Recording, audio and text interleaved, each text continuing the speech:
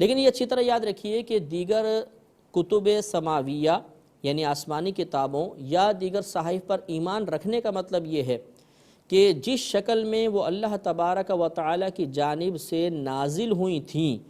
وہ اس پر ایمان لانا لازم ہے، یعنی ان کے بارے میں یہ یقین رکھنا لازم ہے کہ وہ اللہ تعالیٰ کی طرف سے نازل شدہ تھیں، ان کی تمام باتیں حق اور سچ ہیں۔ لیکن موجودہ شکل میں جو کتابیں موجود ہیں ان پر یہ ایمان رکھنا لازم نہیں ہے، اس لیے کہ ان میں بہت ساری تحریفات ہو چکی ہیں، تبدیلیاں کر دی گئی ہیں، اور اب ان موجودہ کتابوں کے بارے میں ہم یہ تو کہیں گے کہ یہ کتابیں اللہ کی طرف سے نازل ہوئیں، ان پر ہمارا ایمان ہے، لیکن اس کی ہر تفصیل کے اوپر، ہر جز کے اوپر یہ مطلب ایمان رکھنا کہ یہ من جانب اللہ ہے، یہ اب لازم نہیں ہے۔ تو کیونکہ اس میں تحریف ہو چکی ہے، تبدیلی ہو چکی ہے، اور خود قرآن اس کی نشاندہی کرے گا، لہٰذا یہ جو اللہ نے ارشاد فرمایا کہ وما انزل من قبلک، اور یہ متقین ان کتب سماویہ پر بھی ایمان رکھتے ہیں جو آپ سے پہلے نازل ہوئیں، تو اس کا مطلب یہ ہے کہ ہم پر اتنا ایمان رکھنا، اتنا یقین رکھنا لازم ہے کہ جو کتابیں جس شکل میں اللہ تبارک و تعالی نے نازل فرمائی تھیں وہ سب اللہ کا کلام تھا، حق تھا اور سچ تھا۔ وَبِالْآخِرَةِ هُمْ يُوقِنُونَ، اور وہ آخرت پر یقین رکھتے ہیں۔ یہ چوتھی صفت ذکر کی، پہلے ایمان بالغیب ہے، دوسری اقامت صلاۃ، پھر انفاق فی سبیل اللہ، اور پھر یہ آخرت پر ایمان۔ آخرت سے مراد میدان محشر سے لے کر جب حشر قائم ہوگا، تمام لوگ اپنی قبور سے اٹھ کر بارگاہ الہی میں حاضر ہوں گے، اپنی زندگی کا نامہ اعمال کھولا جائے گا، پورا حساب و کتاب دیا جائے گا،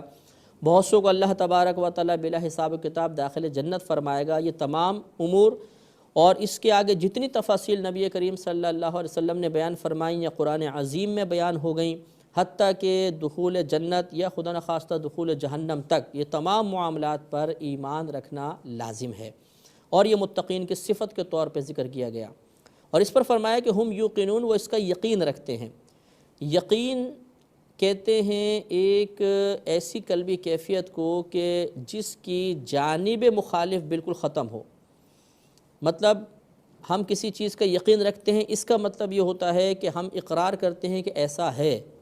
اور بعض اوقات ایسا ہوتا ہے کہ جب ہم کسی شے کا اقرار کر رہے ہوتے ہیں تو ہمارے باطن سے اس کی مزاحمت ہو رہی ہوتی ہے، انکار ہو رہا ہوتا ہے۔ مثلا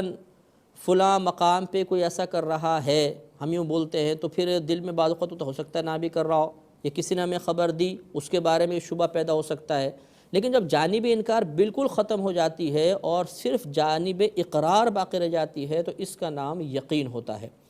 تو آخرت پر یقین کا مطلب یہ ہے کہ اس کے بارے میں وسوسہ، شک و شبہ، تذبذب یہ بالکل ختم ہو جائے، مکمل طور پہ انسان کو یقین ہو جائے، اس کا ثبوت حاصل ہو جائے، اقرار مکمل طور پہ انسان کرے کہ آخرت موجود ہے اور ایسا سب کچھ ہوگا۔ یہ متقین کی صفات کے طور پہ، صفت کے طور پہ ذکر کیا گیا ہے۔